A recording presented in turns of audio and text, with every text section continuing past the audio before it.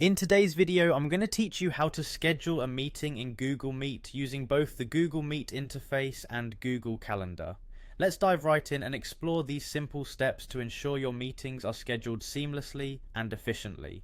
First, we'll start with scheduling a Google Meet via the Google Meet website. Begin by navigating to Google Meet in your browser. Once there, you'll see the option to New Meeting. Click on this, and from the drop-down menu, you'll want to select Schedule in Google Calendar.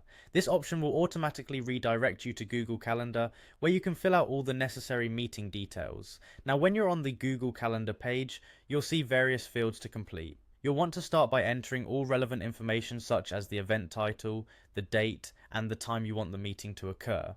Make sure to be as precise as possible so that everyone gets the right information.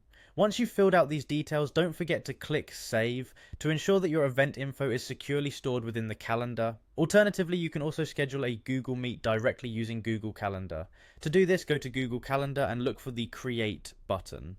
Clicking this will open up a new event window where you can specify your meeting's title, set the date, and indicate the start and end times. It's crucial to make sure these details match your desired schedule to prevent any confusion. Next, you'll notice an option to add guests. Click this to begin inviting people to your meeting. In the guest section, you can enter the names or email addresses of those you wish to invite. This feature is especially helpful if you have a predefined list of attendees. Once you've added your guests, you'll see an option labeled Add Google Meet Video Conferencing. By clicking this, the Google Meet link will automatically be generated and included in your event details, making it easy for participants to join your meeting without needing to navigate elsewhere for the meeting link. With everything set, make sure to click Save. This not only saves your event, but also prepares to send out invitations. Lastly, you'll need to click Send to notify your guests via email.